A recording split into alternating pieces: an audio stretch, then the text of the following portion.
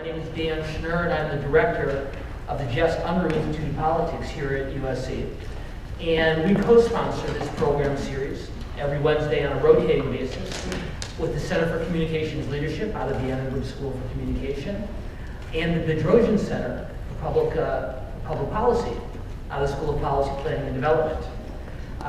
Each week we bring a different individual, a different group of individuals to talk about a different aspect of the 2012 presidential and congressional campaigns in their early stages. And for those of you who've been able to join us for one or both of the first couple of conversations, I hope you'd agree that our talk 2 weeks ago on the campaign and the candidates, and our discussion last week on the youngest generation of voters and their role in the 2012 campaign were both a very, very good way to get this series rolling for the semester. But I think you're going to find today's presentation and the subsequent conversation with those of you who have questions or comments for our guests, I think you're going to find it especially interesting for a couple of reasons. Number one, because today's topic of housing, I think smart people in both political parties would agree, may be the single most important and the single most overlooked public policy issue in the 2012 presidential and congressional races. And as our guest will talk to you about in just a little bit, for all the talk about the need for the President and the Congress to work to grow the economy and to create jobs, ultimately, it's the states and the nation's housing market that really key that potential for economic growth and job creation. So number one, the discussion today about housing and what it's going to take to put the housing market back on track is something I think you're going to all find very interesting. The second reason I think you'll be especially glad that you came today is not just for our subject matter, but for our speaker. Our speaker today is Richard Green. Professor Green is the director and the chair of the USC Lusk Center for Real Estate. He came to us not too long ago from George Washington University School of Business, where he was the director of the he's the director of the Center for Washington Area Studies and the Center for Real Estate and Urban Studies. Prior to that, he was on the faculty of the University of Wisconsin-Madison, and he and I are fellow dedicated cheeseheads. So should the housing discussion lag today, we'd be happy to talk to you about why the Green Bay Packers are going to repeat as Super Bowl champions. Given Richard's knowledge of the housing issue, that's unlikely to happen, but just in case of emergency, though, we're prepared to switch on a dime. Richard is, in addition to his specific academic credentials, recognized not only as one of the state's, but one of the nation's foremost experts on housing and housing policy. And particularly, as I mentioned earlier, given the critical role that the housing market plays not only in our state and nation's economy, but in the election season just getting underway, I think today's conversation is going to be a very, very interesting and very, very enjoyable one. Please join me in welcoming Professor Richard Green.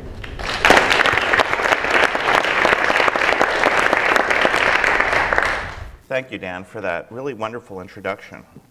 In fact, what's amazing to me about it is I didn't even write it, and it was really good, so thank you. As Dan said, I'm going to talk about housing. I'm glad he already talked to you about why it's important, so I don't have to spend a lot of time convincing you that it's important.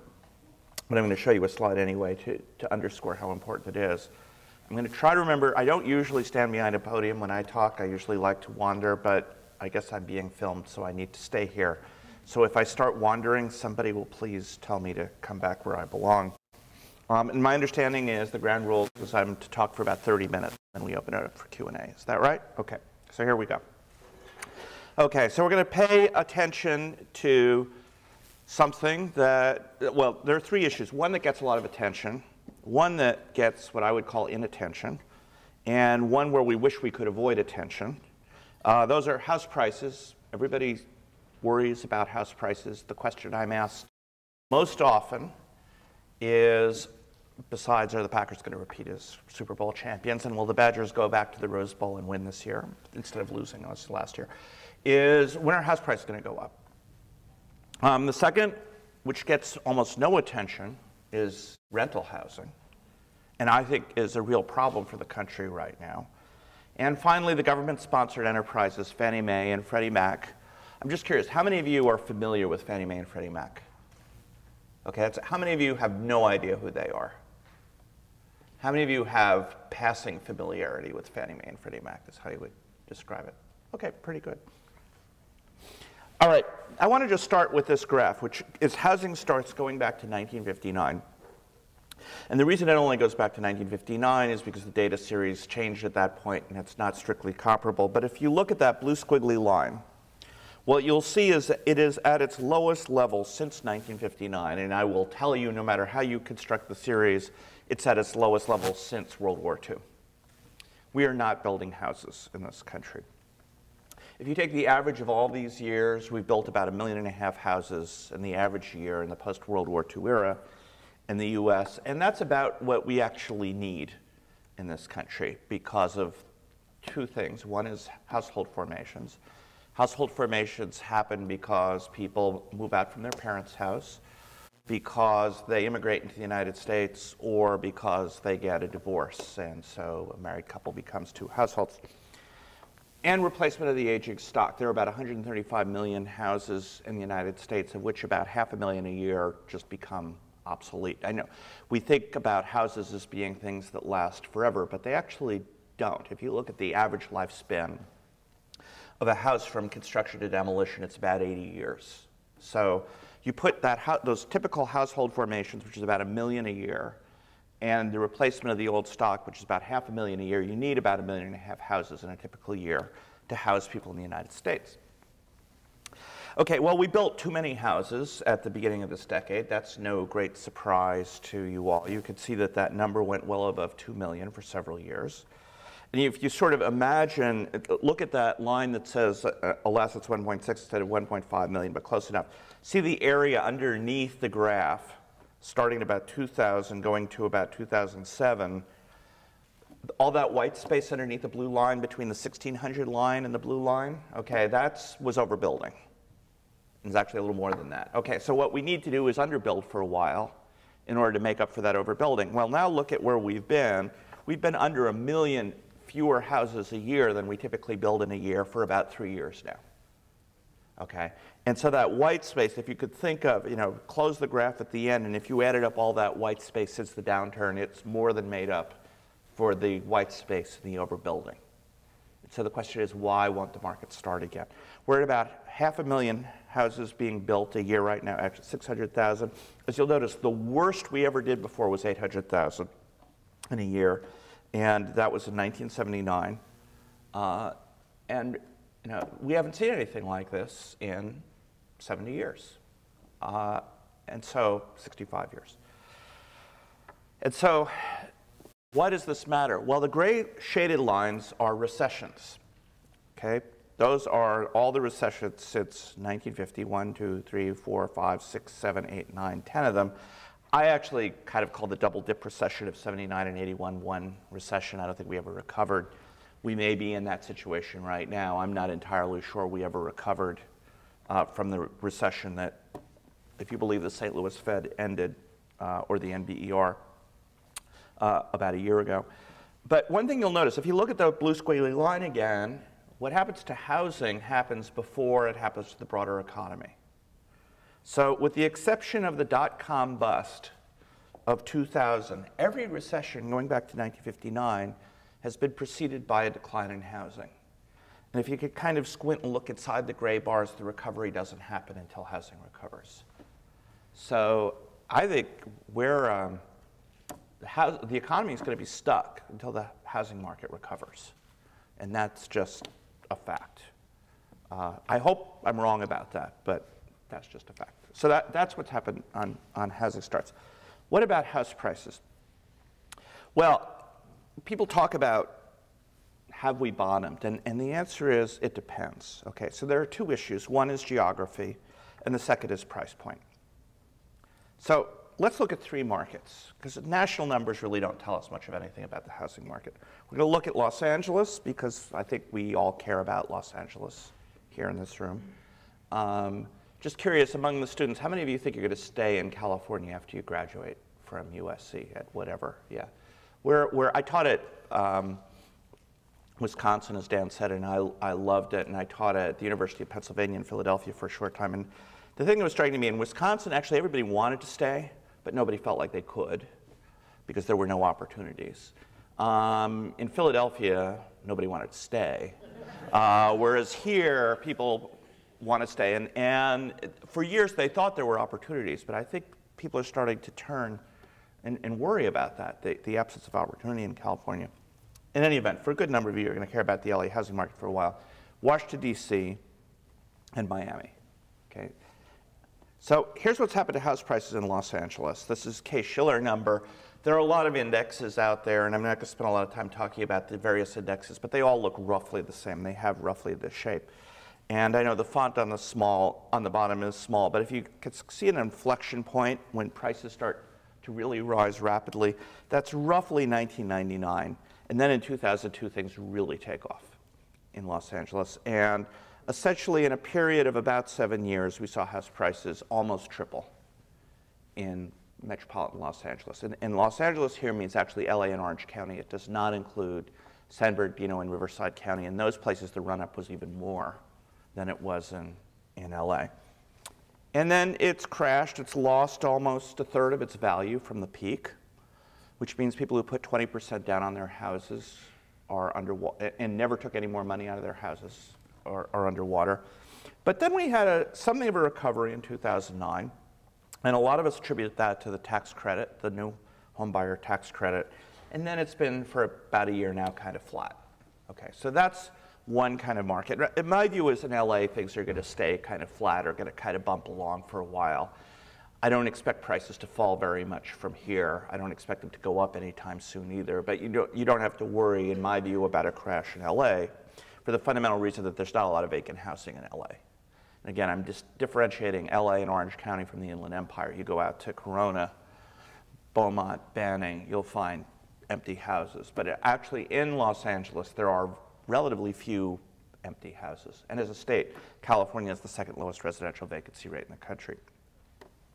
Okay, then you have Washington, and I'm just going to do that quick. You sort of see the peak and the trough. See, Washington, the peak wasn't quite as high and the trough isn't quite as low. And what you saw was more of a recovery starting in actually 2008, after which things have been flat. And what's happening in Washington is quite simple. They have jobs there. The unemployment rate is low by national standards. It's not low by historical standards. And it's hard to build in the District of Columbia. And so if you look in particular at DC, the diamond that's the center of the metropolitan area, house prices actually, even from the peak, barely went down at all. Because building a new house in Washington, D.C. is almost as hard as building a new house in Los Angeles. People have money there, people have jobs there. And so you saw a more rapid recovery, or at least the fall stopped earlier than in other places, and then it's sort of flat. And then we have Miami, which let me again flip back to, if you look at LA peak to trough, Miami, the peak to trough was even greater. And there has been no sign of recovery in Miami. You didn't even get a small upward blip, really. Well, I guess, well, not really. And prices are still falling. And the problem at Florida is just a disaster. Its housing market is a disaster, and its economy is a disaster. One of the most extraordinary statistics to me about the housing bubble is in the city of Miami, in the year 2000, there were about 120,000 housing units. Between 2000 and 2007, 70,000 housing units were built. So think about what I just said. You increase the size of the housing stock in one city by about 50% in about 7 years.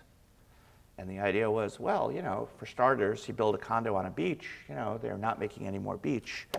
But the problem is then you need people who can afford to buy those condos, and people don't have the sorts of income in Florida necessary to do so. I'm going to show some income data about Miami in a bit. And the other thing that happens with condominiums as opposed to detached houses is once you have a certain level of vacancy, the HOA fees have to be shared among fewer people. The HOA fees go up. You know, the condominium fees get higher and higher. It makes them less and less attractive, and so you get this kind of implosion. And so, again, Miami, disaster. And by the way, Miami's a city, personally, I like a lot. There are places where I make snide remarks, and I really don't like the places. But Miami's not one of them. I think Miami's a cool, well, it's not cool, it's hot, but, you know, it's a very interesting, vibrant, cosmopolitan city. It's the sort of place I like. Okay, well, the consequence of these house prices going up and down so much is we have a lot of underwater mortgages. About a quarter of people in the United States with a mortgage have mortgages where the balance is greater than the value of their house. That's what we mean by an underwater mortgage. And in particular, and I should point something out, 30% of people in the US have no mortgage at all at their house. So that's not 25% of homeowners. That's 25% of 70%, which is a little under, it's like 18% of owners of houses are underwater on their mortgage. The people who have no mortgages are called old people. My parents' generation did something that is unthinkable in my generation, is they never refinanced their mortgages. They actually got a mortgage and then they paid it off as it amortized, and then after 20 years or 30 years, they were done with mortgages, and we still have a lot of those people hanging around. That's why we have 30% of the country with no mortgages. But here are by state the share of mortgages that are underwater, and again, the fonts are pretty small and the lighting isn't the best and all that, so those are all my excuses. But I'll say that one at the bottom is Nevada, that bar at the bottom, and if you can make that out, about 2/3 of people with a mortgage in Nevada owe more on their mortgage than their house is worth. California looks relatively good, we're at 33%. So we're twice as good as Nevada. Does that make you feel better? Arizona's the second worst, then Florida, then Michigan. And interestingly, compared to these other places, beyond the fact that California is less underwater than these other places, if you look at underwater borrowers in California, they are actually less likely to default than underwater borrowers in these other states. I mean, there's still a high propensity to default, but it's lower. And why is that? It's because I think, again, people in California actually still like the state and think maybe there's a future to it. Michigan, that stopped happening a while ago. And I think Nevada is sort of the new Mississippi. Okay, there's my snide remark about a place I don't particularly like. If you look at all the social indicators, if you look at high school graduation rate, share of kids taking college prep courses, infant mortality rate, teen pregnancy rate, sort of on the whole list, Nevada's really down there on pretty much every dimension, and it even beats Mississippi on some of those dimensions. And it used to be Mississippi was just a world beater in every bad indicator that you could have, but Nevada has gotten down there. And so I think, you know, the outlook for Nevada housing is just awful. And as a policy matter, we need to think about that. Okay, the other thing I just wanted to note is what's happened by price tier. One of the things you'll note, here's Miami by price tier. And that red line at the top, those are the lowest priced houses in Miami. So those are the ones that actually went up the most. And this is the subprime story, is basically people were told they could get a mortgage that had a feature where they didn't have to make their interest payment every month, that their balance could accrue. And for about 1/3 of borrowers in the US, the only thing they understand about their mortgage when they get their mortgage is what's the first payment. That's it. So you get what's called a pay option arm, and your payment is $500 a month, and you're making $35,000 a year. You say, oh yeah, I can afford that, because you can. If you're making $35,000 a year, you can afford a $5,000 a month payment. What you don't know is that at some point in about 5 years, that payment, even if interest rates don't go up, is going to explode to $2,000 a month, and that you can't afford. So people wonder, how did these people with making $35,000, and this is not even the liar loan stuff, this is about people who legitimately made $35,000 a year, how did they get into $400,000 houses? It's because they were set up with mortgages where they didn't even have to make their full interest payment for the first 5 years of the life of the mortgage. And we saw that in spades in places like Miami. We also saw it in Central California. By Central, I mean start in El Centro and sort of go up the spine of the state to Sacramento. We saw it in Arizona. We saw it in all these sorts of troubled places. Now, the good news is those prices have come down so much that they're probably a buy again. So, and we're seeing that. Again, in LA, if you look at houses available for sale for less than about $400,000, they just sell almost instantaneously. You get into the more expensive stuff, then stuff tends to stay on the market. Okay, is there any hope? Well, first of all, land-to-value ratio is below long-term mean for all 3 cities, and this is a big indicator. The value of structures stays sort of the same across time, because the value of structures is based on construction costs. How much does wood cost? How much do nails cost? How much does concrete cost? How much does gypsum cost? How much does labor cost? And these prices move around in commodity markets, but they don't move around that much. The thing that determines swings in house prices is what happens to land values. And when land gets very, very expensive, that's an indication of speculation. So to give an example, in LA, land is typically 2/3 the value of the house if you look over a very long time horizon. And that's high, but the reason it's high is because you're in LA and you're paying for the weather and the mountains and the ocean and all that kind of stuff. There's actually a reason for land to be more valuable in LA than it is in New Mexico, okay, or North Dakota. So 2/3 is normal. But in LA, we went to where land share of value went above 80%. Okay, that's abnormal.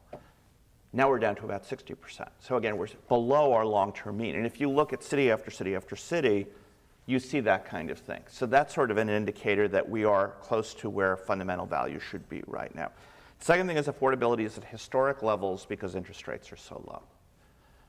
If you would have told me that I would have seen a 2% 10-year Treasury security in my lifetime, I wouldn't have believed you, because if you look at interest rate data going back to 1881, there was one time when we hit 2%, a little under 2% below.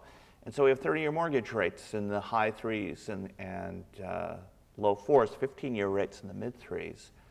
That means if you're making $40,000 a year, you really can afford a $200,000 house. I mean, it works. The payments are not excessive, and you can amortize the loan and so on.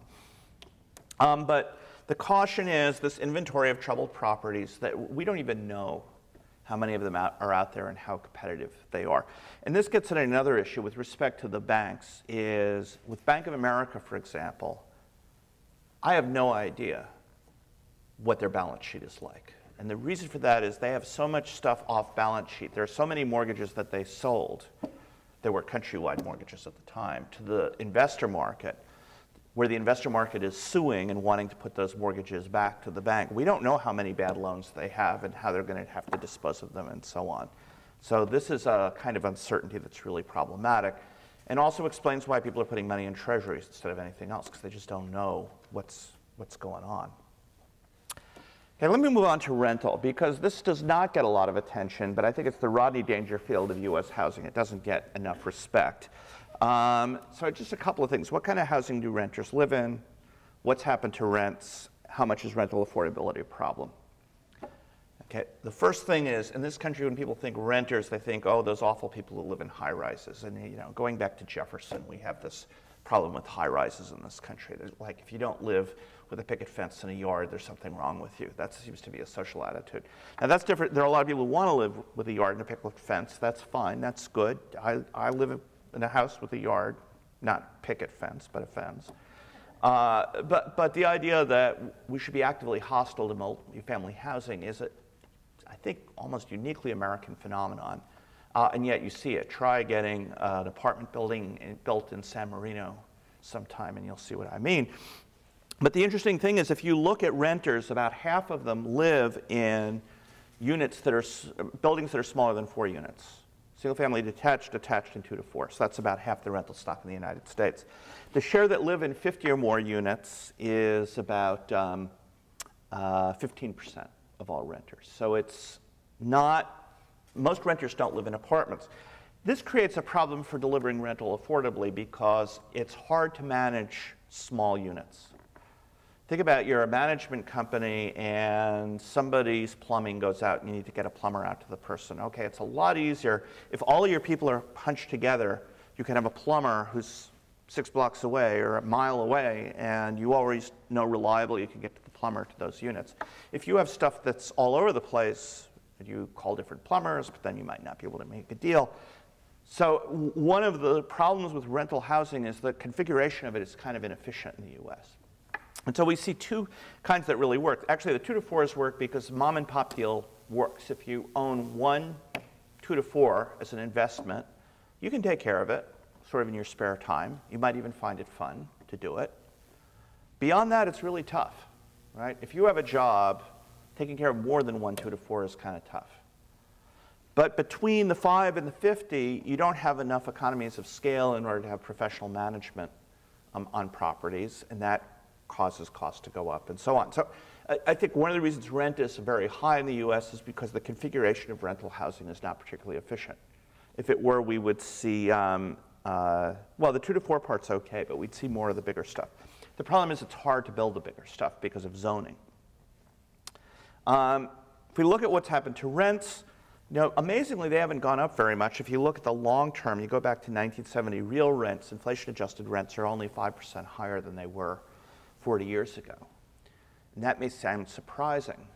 But the problem is that while rents haven't gone up very much, the income of renters has gone down over this period of time. It's gone down by, in real terms, about 30% relative to the economy. So while rents have not gone up a lot, rental affordability has become a problem. And I want to show, I don't have much time, so I'm going to blow through these, but I want to show you one of my favorite graphs. And again, I apologize for the font, but what this bar is if you put the 25th percentile renter in terms of income, oops, I'm moving away, 25th percentile renter in terms of income, into the 25th percentile unit in terms of rent.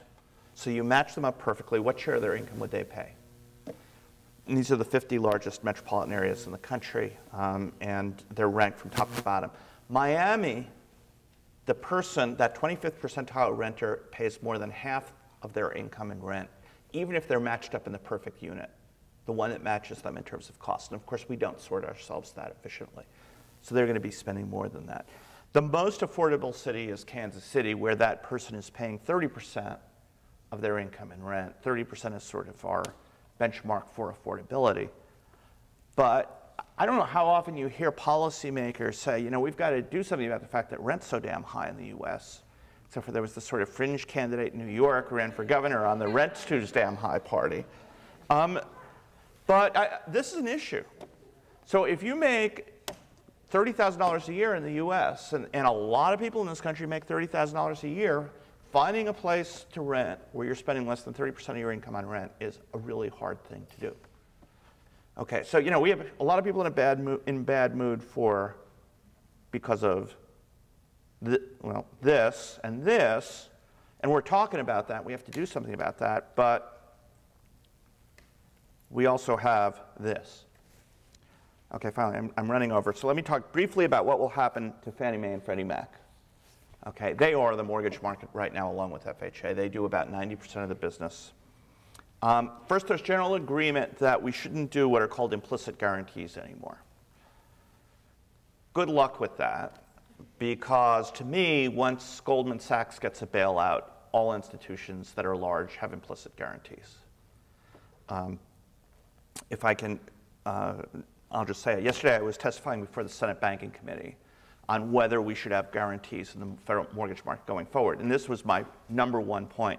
Yes, we're better off recognizing that they're there no matter what. I mean, this is a country, we like to think we're these, hard scrabble, rugged individual, free market people. We were born with a bailout, right? When the federal government assumed the debts of the states and the Continental Army, we were a bailout nation, baby, from the beginning. And Alexander Hamilton used it as a mechanism to tie the Union together. I'm not saying it's a bad thing, I'm saying it's a fact. You look at how the railroads got built in this country, oh my God, it makes the guys at Lehman Brothers look like a walk in the park. And we should be thankful for these guys because, they left us the Huntington Library and Stanford, and, well, maybe we shouldn't be so thankful about that. When big institutions fail, we bail them out.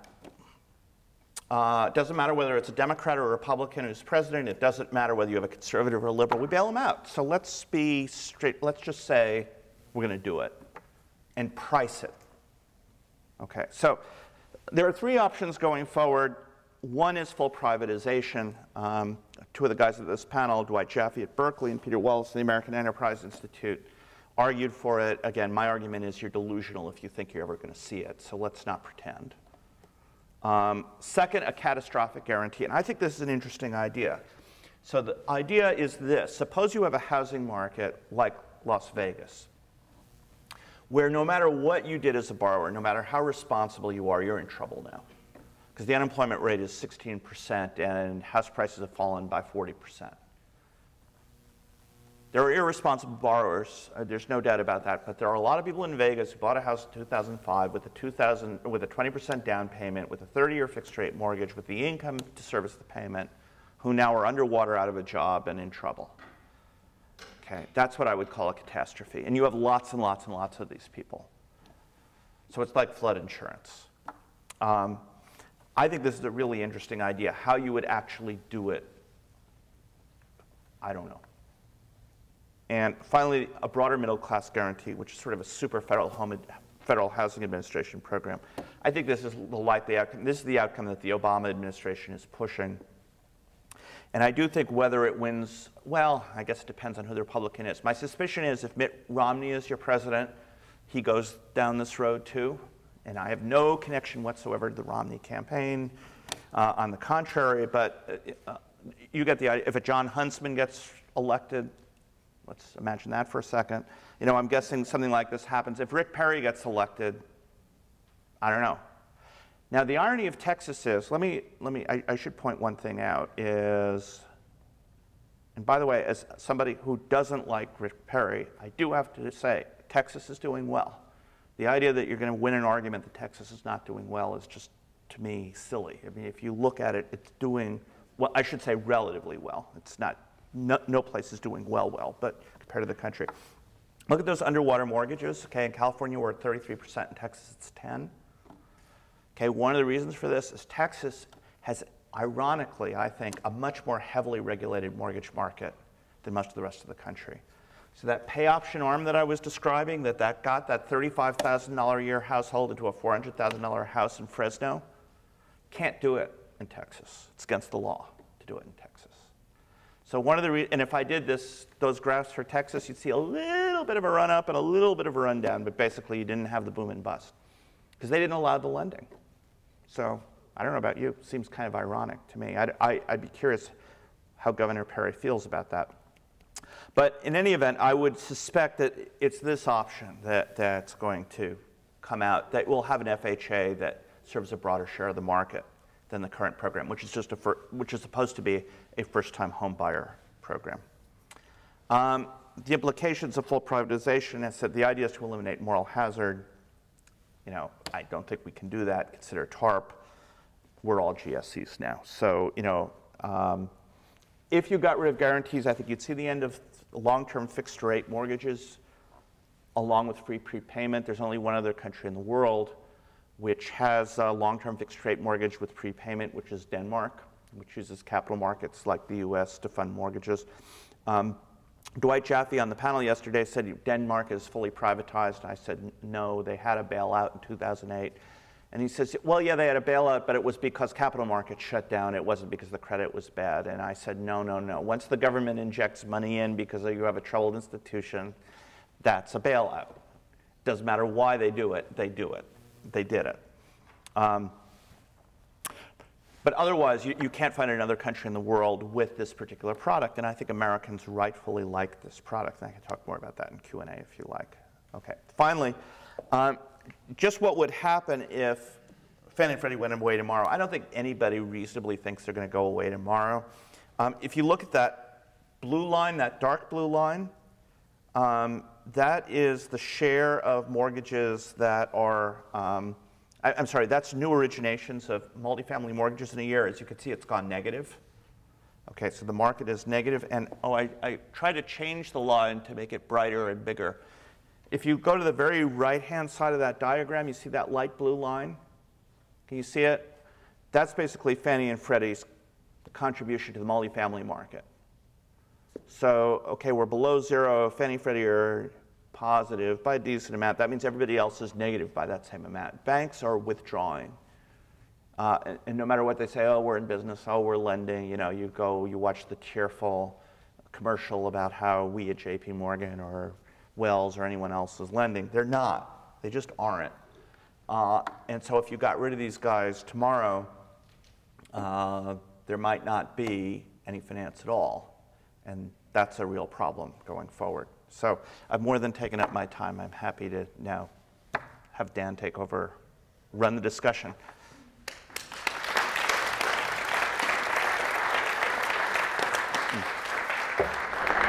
So we do want to turn this into a conversation. And as is the case every week, we want to make sure that all of you have a chance to weigh in with your questions for Professor Green. On housing, both as a campaign issue and more broadly as a policy challenge. Richard, I'm going to take the moderator's prerogative and ask the first one if I can. You know, for many years in American politics, presidents and administrations of both parties have talked about the idea of owning your own house as an integral, perhaps the most fundamental part of the American dream. So when I hear you talking about an oversupply of overbuilding of housing, when I hear you talk about credit being made available to people who maybe can't afford it, I know it'd be a very difficult thing for a politician of either party to say, but when you say that everybody should own their own home, is that necessarily true if you're giving houses to people who can't afford them, or what am I missing here? I don't think you're missing anything. I think 2 points. So before I say the following, I should say I got a whole lot wrong before the crisis. But I'll tell you one thing I said consistently that I feel good about. I said, if you buy a house with no money down, you're not an owner. You're a renter with an option to buy a house. Until you have your own equity in the deal, you're not an owner. And this is something I felt strongly about. I mean, if you read stuff I wrote 10, 15 years ago. Now, how much equity you need to put into the house, I don't know. I don't know what the magic number is, but it was very worrisome. The idea of putting money in houses with no money down was problematic. Even when it's sweat equity, they don't perform well. And I actually think we have a moral obligation to make sure that people not only can buy houses, but that they can stay in their houses. And we forgot about that moral obligation. So that's the first point I'll make. The second, and we'll take the second point is there really is nothing wrong with rental housing. There are times in one's life when it's a more appropriate housing option than owning. Owning, first of all, involves large fixed costs. Fixed costs, how many of you are homeowners? Okay. When you bought your house, were there surprises in terms of the cost of buying? Anybody can anybody relate to the surprises? Yeah. So those of you who aren't owning yet, you know, just you wait. I'm a homeowner. I love the control that comes with owning a house. I think that by itself is a valuable thing. It doesn't even have to be, for me, financially the better option relative to renting. Because I enjoy being able to do with my house what I like. That's actually important to me as a consumer good. But if you're going to live in a place less than 5 years, you absolutely shouldn't buy, because you're not going to make up for those costs, and it's not a long enough time that you're going to enjoy the control that much. Anyway, if you're young and you still want to be mobile for your job, you don't want to buy. If you're single and you want to be mobile for meeting that special someone, it's better. I'm not kidding. I mean, this is, what matters in life. To me, it's, who you spend your life with and what you spend your life doing. So this is now a discussion on housing and matchmaking. Well, there's actually a literature on that. So. Go ahead, I think. No, I think that. Well, the lesson I learned as a former campaign speechwriter is what sounds really good from a politician on the stump. Part of the American dream is that everyone should own their own house. The reality is a little more complicated than that, is what you're saying. Yeah. Let me make one other point, too. Is most Americans at some point in their life do own a house. About 85% of Americans are homeowners at some point in their life. So the homeownership rate is 67%. It'll probably go back down to about 64%, which was what it was for a long, long period of time. But over the life cycle, on average, 85% of people own their houses. I think that's pretty good. I will say there's one issue, and we can explore this a little further, that does bother me on homeownership rates. I do not think we have a homeownership problem for white people in this country. But the homeownership rate among African Americans is less than 50%. And that's the legacy of their parents not being homeowners and their parents not being homeowners. And as a policy matter, that worries me, but we can discuss that in greater length later if you're interested. Well, let's open up this conversation then to your questions. And as we do every week, I'll just make 2 requests before we begin. This number 1, Professor Green's good enough to join us here today to share with us his expertise, so we ask that your questions actually be questions as opposed to rebuttals. And then second, and just as importantly, before you ask your question, tell us who you are, so we know who's participating in the conversation. So we'll start with you. I'm Christine. I just finished my communication management at Annenberg. You said you just finished? Yeah. And I'm originally from Germany, so I've been following the entire political debates and generally looking at American life.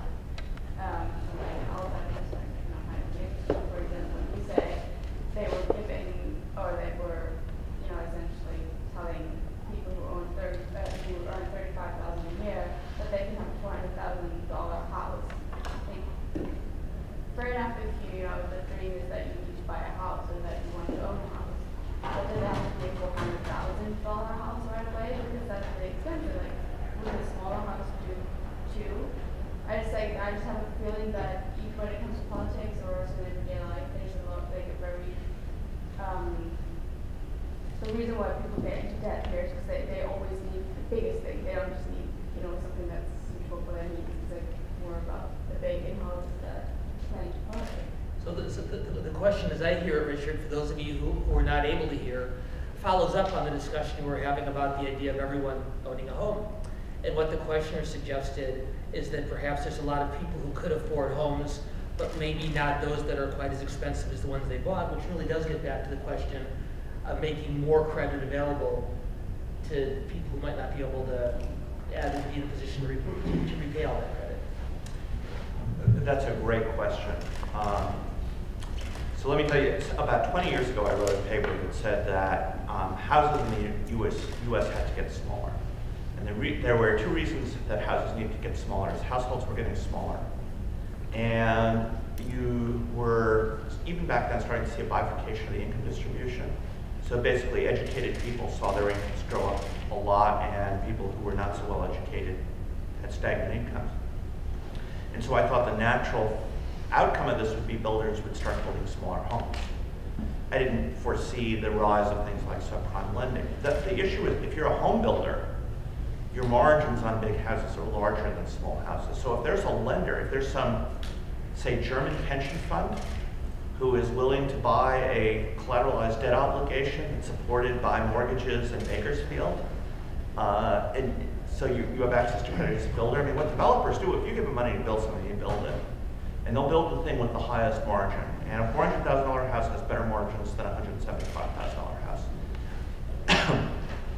I actually think one of the things we could do to help solve this, well, we wouldn't solve it, but that might mitigate the problem, and people are amused at me when I bring this up, but I'm quite serious, is if we take some of these $400,000 houses, put a wall down the middle of them, put a kitchen and a bathroom in half of them, and turn them into two houses, and now rent them out, you at least would have a market to absorb it.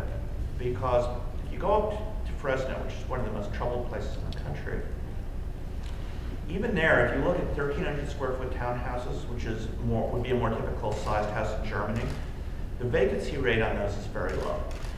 Stuff available for sale is very low. And yet on the periphery of Fresno, you see these huge houses with marble counters, these vacuum cleaner things that plug in. Stuff I don't even have in my house, that are just sitting there empty because there's no one with the income, now that we look at income reasonably to afford them. So I think you're absolutely right. I think it's worth mentioning one other thing. It's really hard to build small houses in this country.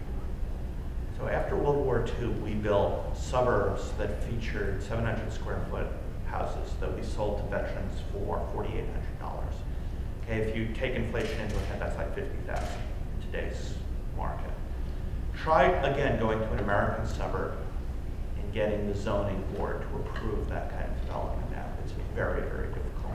And I think that is a problem with how we do housing in this country. To add a pop culture element before we go on to the next question, I read an article recently talking about how the media reflects these types of housing preferences. And they called it, the title of the article was, I Love Lucy versus Desperate Housewives. And if you look at the apartment that Lucy and Ricky lived in, back when Ricky was a successful band leader back in the 1950s, versus the very nice houses on Wisteria Lane, well, that reflects a change in the market that I think very accurately reflects the questioner's point very nicely. Other questions for Professor Green? Yes? Yes, Brian Blackwell, School of Philosophy. Do you think there's any prospects of kind of solving these issues without addressing the fact that real wages in the US have been stagnant for the vast majority of people for like 20 or 30 years? Because it seems like a lot of these issues are kind of interconnected. Well, and I think most of you heard Ryan's question, but just to put a second question on it for you, Richard. The presumption that I stated at the beginning of this conversation that I've read widely is that you can't fix the economy without fixing the housing market, particularly when you talk about rentals. And about how rentals aren't higher, but renters' incomes are lower. The point that Brian's asking, I think in a slightly different way, It's a is chicken and egg sort of thing. do you have to fix the economy before you can adequately fix the housing market? Which is the chicken and which is the egg? Yeah, so here's the empirical fact is, if you look at housing, it tends to lead the business cycle. I don't have a satisfactory answer for the mechanism by which it does it, but that is a reality. And it's sort of like this pixie dust seems to happen, and housing recovers, and then the economy recovers. And I think a lot of what it is in years past, when the economy didn't collapse so badly, you know, kids grew up and their parents got sick of them living in a house, and they said, you know, do whatever you can, but get out of the house and get your own apartment. And you know, your mother and I want to be able to go to dinner by ourselves every now and then. We signed up for 18 years or 22 years. It's time to move on. You're not seeing that right now. I mean, as I said, in the typical year, we form about 1 million households in this country. We're forming about 375,000 right now, and that's why that, even though we haven't built anything, we're not seeing rumblings of new construction again. So the question is, this time around, I mean, are things so bad that the kids are never going to move out of the house, and then you need to do something else? I think the income distribution point is a really important one. And it's why I said, you know, the issue is not that so much that rents have gone up a lot, it's that people's incomes haven't kept up. And if you look at, and again, I don't know how much, I don't know politically that this is a selling point, but one of the striking things about the US is if you look at the top half of our income distribution and compare it to any other country in the world, people have higher incomes than all but 2 other countries. Luxembourg, which is barely a country, and again, I'm not being sad. Luxembourg is 1,000 square miles. It's a quarter the size of Los Angeles County in area. So you like Luxembourg better than Nevada, but not as much as Miami? Yeah, something like that. And the Netherlands, okay, and you know, and the Netherlands is a fairly large. I mean, it's small, but you know, it's got 10 million people. It's bigger than a city. Let's put it that way. But if you go below that median, suddenly the U.S.'s performance starts to deteriorate. And if you go to our bottom 10%, we rank 22nd in the world. So in Germany, median German standard of living is not as high as the median Americans, but if you look at that bottom 10%, it's considerably higher than it is in the U.S. And that's despite the fact that it had to absorb East Germany, which has put stress on it. If you look at you know, countries that Sweden, countries that we think of as poorer than the U.S., that bottom is worse. And so the housing cost problem is every bit as much an income distribution as it is a housing cost problem. That said, we make the problem work with exclusionary zoning. Is we basically, so in my city of Pasadena, you cannot build a granny flat unless you have a 15,000 square foot lot, a third of an acre. Okay? This is an exercise I go through, and I might even do it. I could build a unit, an efficiency on my lot, and charge $800 a month in rent. And it would be in a nice neighborhood, close to jobs, close to transit. I would make a decent return on it. And the person living in the flat would have an affordable place to live with good access to the things that matter, right? I'm forbidden by law from doing that. Okay, and we do that over and over and over again in this country. So we not only have the skewed income, we basically foreclose on the ability to produce products that people at the bottom of the distribution can consume. Yes, in the back. Michael Earnhardt, School of Education. I was wondering, why are we seeing more underwater homeowners, those that have stable incomes and good jobs, walking away from their underwater mortgages? If you look at it from just an investment point of view, and you're looking at your home as an investment, although we know it's more than an investment, Why would someone stick with their mortgage when they know they'll almost guaranteed never see a return on that investment? So we've never met each other in our lives before, right? Correct. So I didn't plan to, and that's actually what my research, that's the central core of my research right now, is looking at that very question. Let me put it another way. The way the research was motivated is in 2009, I was speaking to an executive at Fannie Mae, and he says to me, our 240s, meaning 240% LTV loans, so your equity is about 40%, I'm sorry, your house is worth about 40% of your mortgage, are awful. The default rate is 50%. And my response is, why is the default rate only 50%? And so why don't people walk away? Well, one of the things we've been finding in the research that we've done, using what I think are pretty rigorous methods, is that the initial down payment people put on their house has a very powerful influence on their propensity to walk away. So, you know, if you're underwater, if you're in Vegas and you're underwater, it shouldn't matter that you put 20% down on your house, right? It's gone. You're done. If you're forward-looking, you don't care. Okay, look at that guy in Vegas with 20% down versus a guy with 5% down in the same position in terms of how underwater they are in their house. The guy with 20% down defaults at about 1/3 the rate of the guy with 5% down. And so there's a guy who won the Nobel Prize in economics named Daniel Kahneman. And it was important that he win the Nobel Prize because he was a psychologist, not an economist. And he came up with something called prospect theory. And one of the implications of it is something called nominal loss aversion. People hate realizing losses. Okay? And so if you buy a house for $400K, you put 80 into it. It's now worth 200. You know, a rational person says, it's done, I should be over it. They don't like saying, I've given up that 80,000. And we see it in other areas of life as well. If you look at when people sell their stocks, when you sell your stock, you should sell your losers. Let's say you need to sell stock to put a kid through college. You should sell your losers, not your winners, right? Because you take a tax hit if you sell a winner, whereas you get a small tax benefit, or at worst, you have no tax impact if you sell a loser, right? So given that you just need the money, you should sell your losers, not your winners. What do you think people do? They sell their winners, even though it costs them money to do so. And the reason why, when you sell a winner, what do you say to yourself? What do you say to your buddy at the bar? What do you say to your wife? What do you say, you know, I made a fortune on that stock. When you sell a loser, what do you say? Man, was I a chump buying that stock. If you never sell it, you never have to say that to somebody. So, so I think the psychology of it is pretty powerful. The other thing is, if you're 10% underwater and you're in California, for example, you really shouldn't walk. Because one, there are costs to walking. You know, taking a hit on your credit record is costly. Not being able to get a mortgage again for a while is costly. Moving is costly and painful. And in California, you know, I think, again, coastal California, I'm maybe too optimistic, but I think the outlook, if you're within 30 miles of the Pacific Ocean, California's still pretty bright. So chances are pretty good you could get above water again.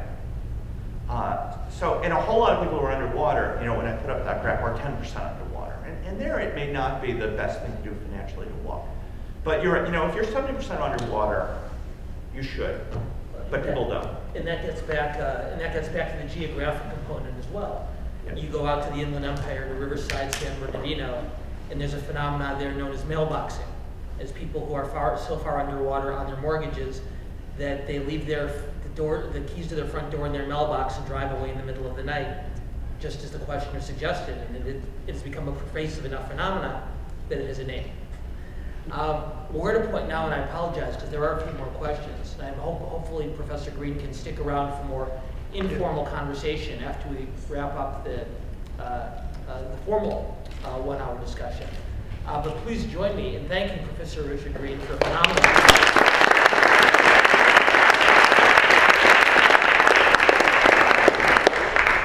Thanks as well to our partners with the Bedrosian Center at SPPD, the Center for Communications Leadership at Annenberg, and all of my team at the Unruh Institute of Politics in the Dornsife College. Next week, for those of you who are interested, we'll be returning to our panel format. And next week's subject is entitled Preaching, Praying, and Politics, religion in the 2012 election. So as we did the first week, we'll have 2 professional political practitioners, 1 Republican and 1 Democrat, and 2 student panelists. And we hope you'll join us for that discussion as well. Thanks very much for coming. Hopefully we'll see you next week.